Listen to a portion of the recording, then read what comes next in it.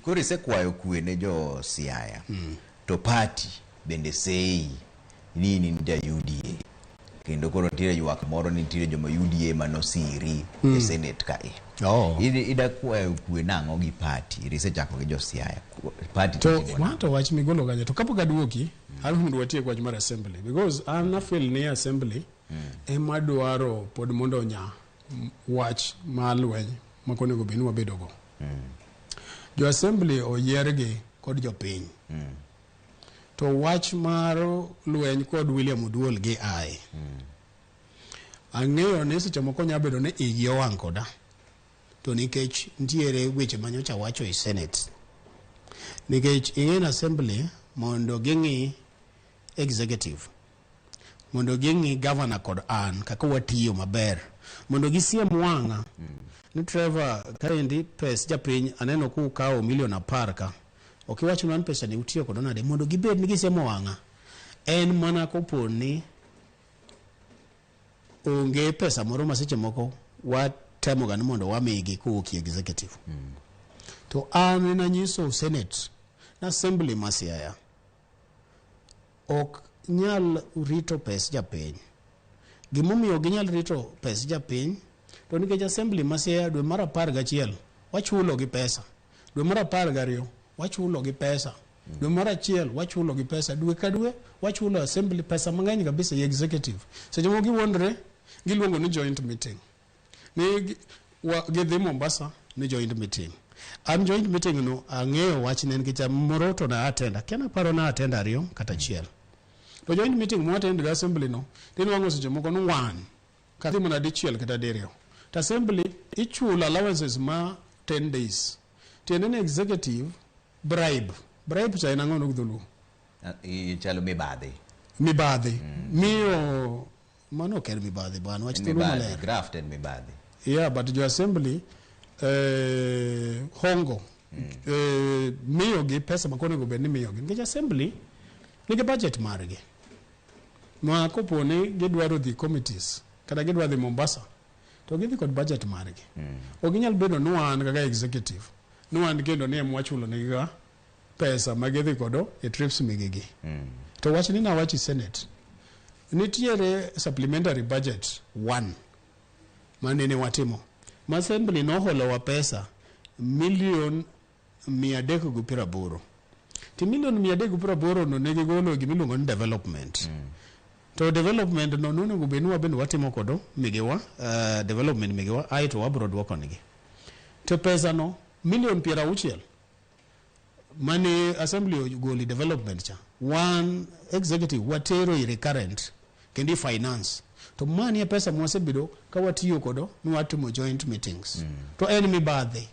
koro mano ni mana wacho ni momiyo ineno ka assembly koro gweyo nigo kodo koko an William Oduol jo assembly ma Siaya adwan mondo wati karachiel lakini watiyo karachiel kod adiera maonge mibadhi an akwayo kwe mondo wati ni japiny koro waduok wach ni ma party kod wach ma UDA mokwongo iting'e nadi ni joma nogo nombulu gin jo UDA nikech dong' ni go ombulu i computer ni waneno mane screen kachacha ne 27 kod 16 lakini oking'eyo ni Oburu Odinga ogocho nadi Tomo Jienda ogocho nadi Chararigei ogocho nadi kata Aaron Cheriot kose ing'eyo kaka jo Kenya Kwanza actually onge UDN Kenya Kwanza kod Azimio doge mani miwacho kose UDA kod ODM ine manini guro jaduo emu miatemo wacho mokwongo nago ni senators go erokamano to nikech ombulu manyo ogona nyoke nombulu mar Kenya Kwanza kata UDA to nyoke nombulu mar ODM kata Azimio gona ombulu kod senators te ma an nya yombo gombulu 27 okni iyombo 27 to ngat ma ni jo assembly ni kod 24 nyen 27 tayombo gi mabor nyoge ni gin ga 16 to onge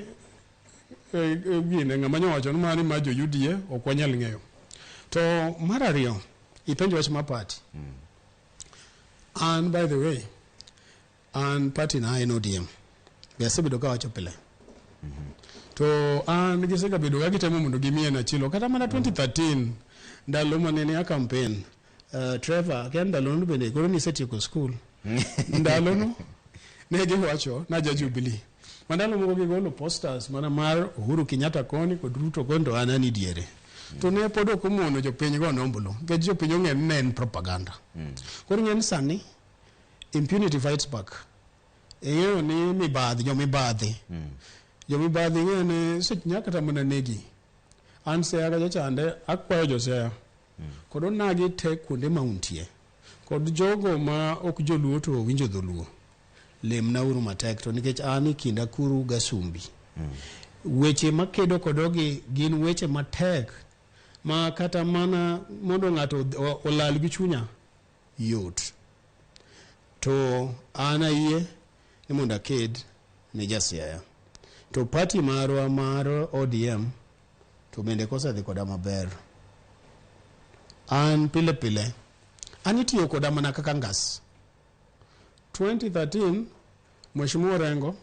no campaign kodo kabisa okadon munda luonga nyenge nikech oonge kaendi okonyal defend himself lakini josiaya ong'eyo ne campaign kendo na keto pesa na teko na te campaign cha aito nene gi biro be gi ruka gi weya i junction 2022 bende nyicha josiaya neno kwa campaign matek kod governor Mara Mahero koro sani kendo gidwa gano mondo giweya i junction kata kopone en go taparo no Oduol dengo se chulo go moromo akwayo party marwa nikech an daher mana ni kama koro gini ochopeni wawe kata mano buru to nikech jaduong Oburu Odinga ing'e asega piem kode masicho moko okonyal bedo objective en mana onego bed ni okelo kwe kinda gorengo to koro winje ukinyi ka wuoyi radio to nenre ne en koro kao nyakonchiel akwayo gaye marwa Raila Odinga mondo luongwa mondo ketwa piny kopo ni ng'ato moro amora kinyal ketwa piny to kata mana jodongo kata mana jo kanisa na kwayo ni mondo ketwa piny mondo kwe obedie mondo watin josiaya